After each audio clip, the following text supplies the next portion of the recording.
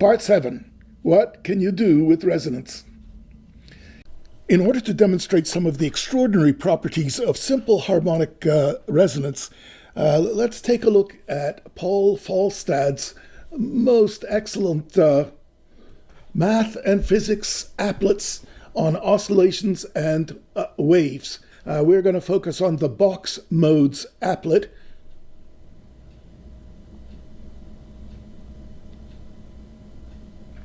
This represents resonance in a cubical box.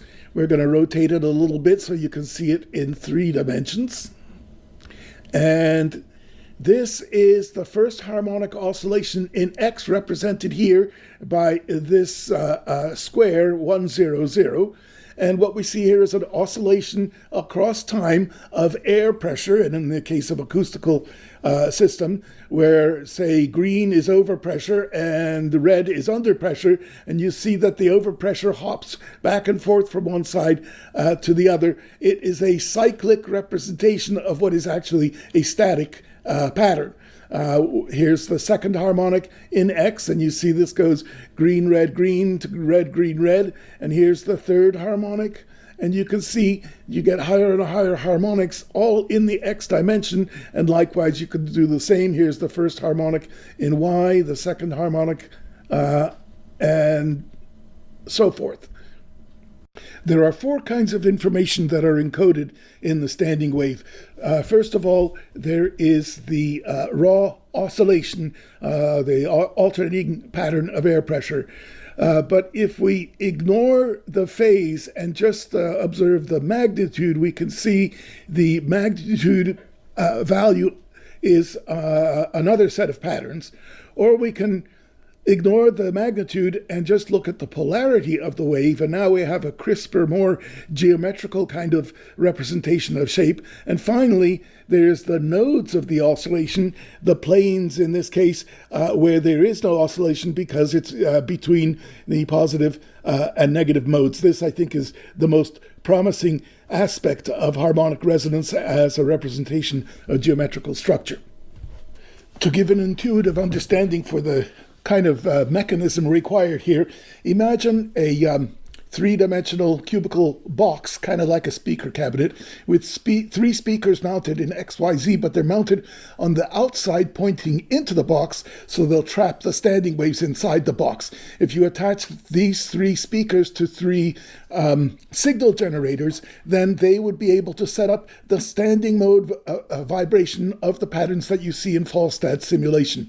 Or perhaps a better model is a harmonic keyboard, like an organ keyboard, where these represent the actual harmonics. They are a musical scale, and when you press these, it's equivalent to the box modes applet.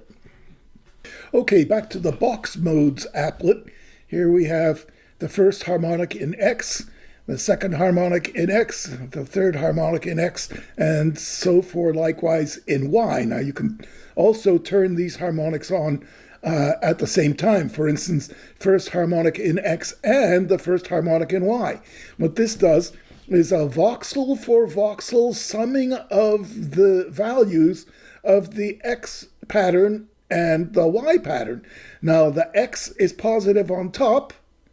Well, let's stop the oscillation so we can pick an exact phase. So here's X, and here is Y.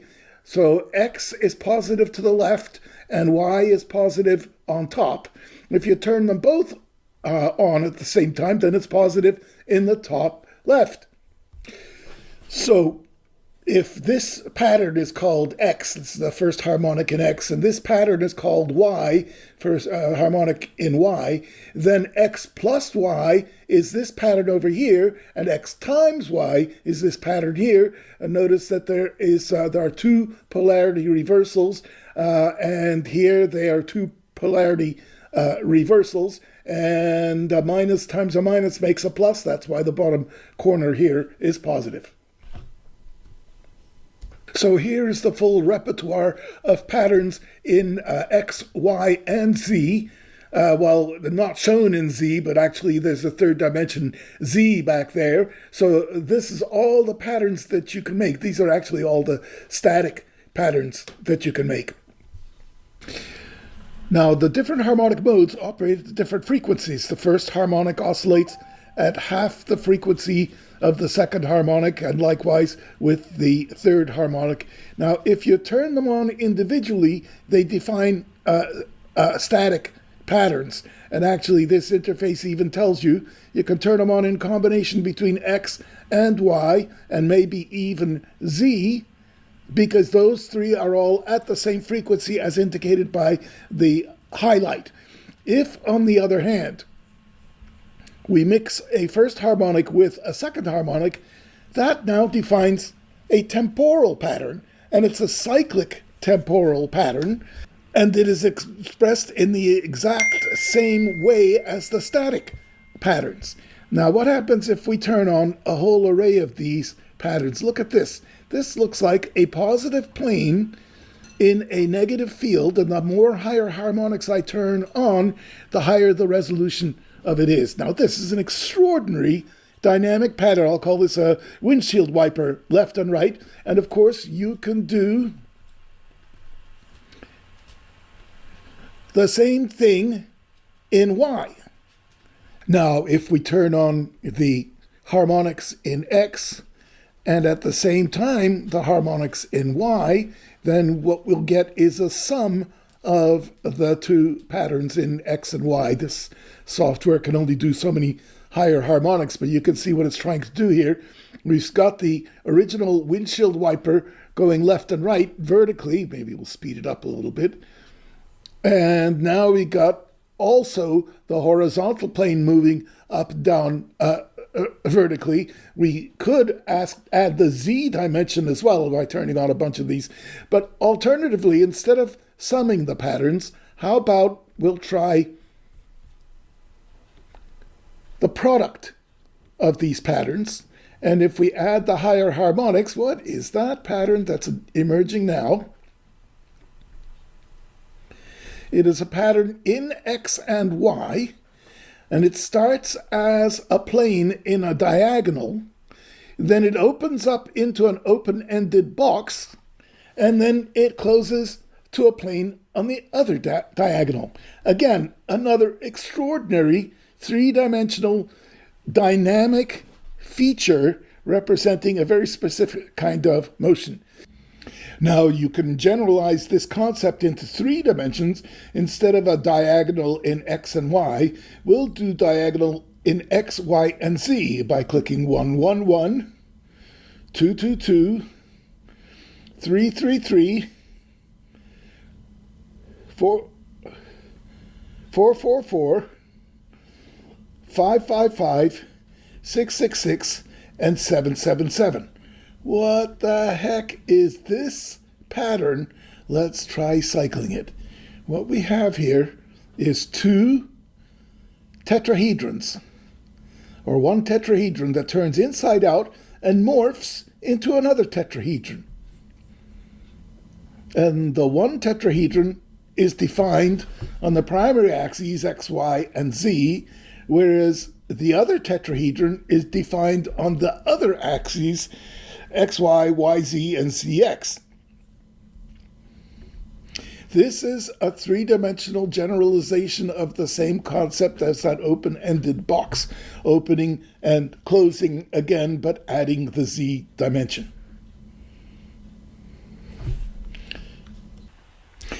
Now, we've tried the patterns with these regular series of harmonics, 1, 2, 3, 4, 5, and 6 in X, and we get the windshield wiper going left and right. If we shut off all of the all of the odd harmonics,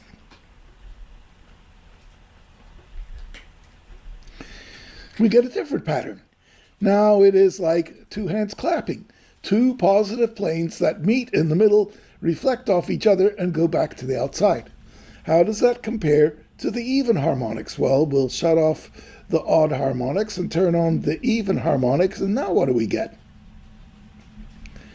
It also is two hands clapping, but this time it's a plus hand and a minus hand, and the plus hand makes it all the way across to the other side before reflecting back and clapping with the other hand. So this is another primitive that's related by the second harmonic. Okay, let's look at the spatial generalization of concepts. This here, the second harmonic in X is a spatial concept. We will consider it a static pattern for now, and it alternates between plus, and minus, plus, minus. So we can consider this the sandwich concept, one phase in the middle, the opposite on the outsides. We can also find the corresponding phase over here in the y dimension. It's a y sandwich. Now, what is the generalization between an x sandwich and a y sandwich? Well, it becomes this guy here. It's a negative cylinder inside of a positive surround, but it's a pattern in x and y, not in z. And if we add the z component, then what we get is a three-dimensional sandwich, or a sphere surrounded by non-sphere. Okay, let's take a look at another dynamic spatial concept. We'll turn on the first harmonic in X and the second harmonic in Y. Now this creates this dynamic pattern. It's a pattern defined in X and Y. We'll slow it down here, and you see that what it is, it's a sandwich, and then the plus goes off to the right, and then it penetrates the minus and goes off to the left. So if you observe this pattern, you could call this dynamic pattern penetration in X and Y. Now, if we want to generalize this concept, we can add a z dimension to the pattern, and now it becomes a cylinder puncturing a slab and then reversing and puncturing the slab again. Another three-dimensional spatial concept. Now there's one more dimension of control, and that is by controlling the phase. If we stop this oscillation of the first harmonic in X and we zoom in really close to this little square, if we click on the square and drag to the right, it will change the phase of the fixed wave like a radio tuning dial. So the little blue line over here, think of it as a radio tuning dial. You have to move your mouse way the hell out here in order to change it, and take a look at what it does. At zero phase, it's whatever it was, in this case, minus plus or red-green. As we advance in phase, it's as if you're going forward in time in the cycle, and there it comes up with the reverse phase. And if you continue, it will reverse again. Now, isn't that curious?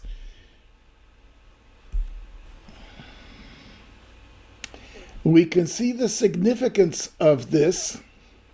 Let's return that phase to 0. If we turn on X and Y coordinates and we continue the cycle, if I advance the phase of X relative to that of Y, it begins a clockwise rotation. If we advance the phase of X even further, the clockwise rotation reaches a maximum and then slows back down again. The maximum rotation rate, there it is, now it's static at half phase. I'll go back a little. The maximum rotation rate is achieved at counter phase, 90 degrees advance. And then it tapers back off again, and now it's just straight 180 degree phase. It's a static pattern, it has stopped rotating.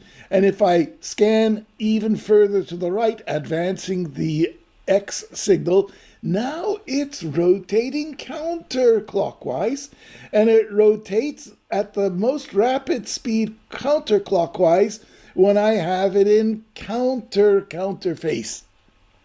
And if I scan it all the way off to the right, now it is back in phase with the X and the Y, but in counter phase to the way it was before.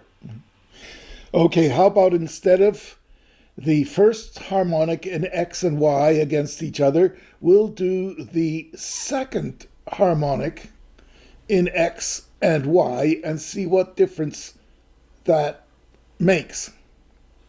So again, here we have a sandwich with a center surround in X and Y. And what happens if we advance the phase?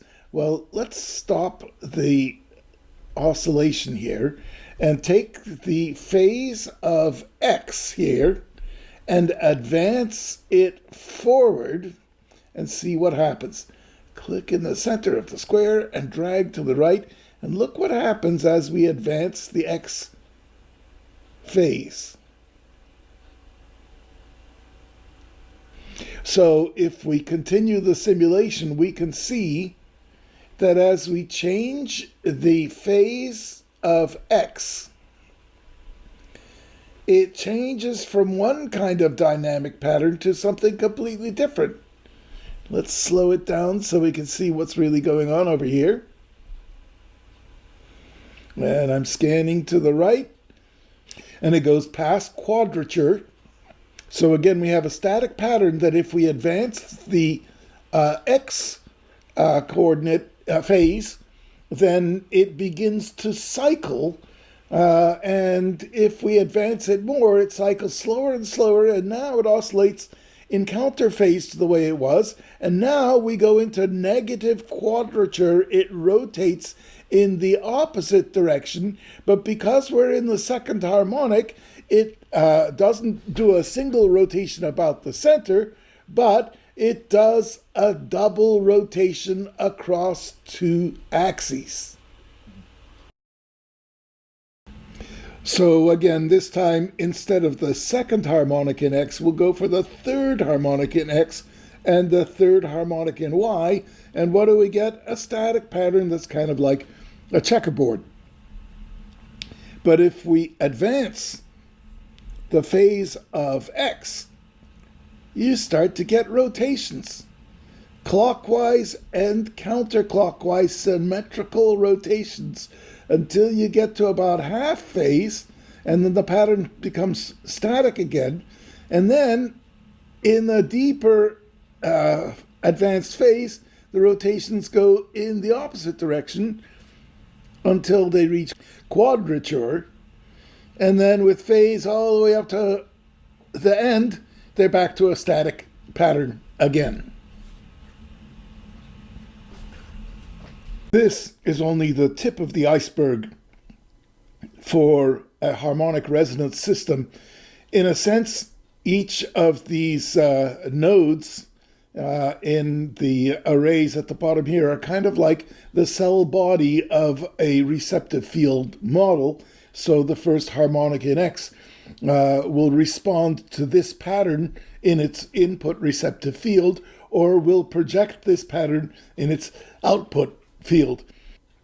But the difference with the harmonic resonance model is that when you combine different harmonics, you get combinatorial effective receptive fields. So it's not just an array of receptive fields to represent spatial patterns, it's and all the combinations of those spatial patterns as added and subtracted by constructive and destructive interference in a wave-based mechanism.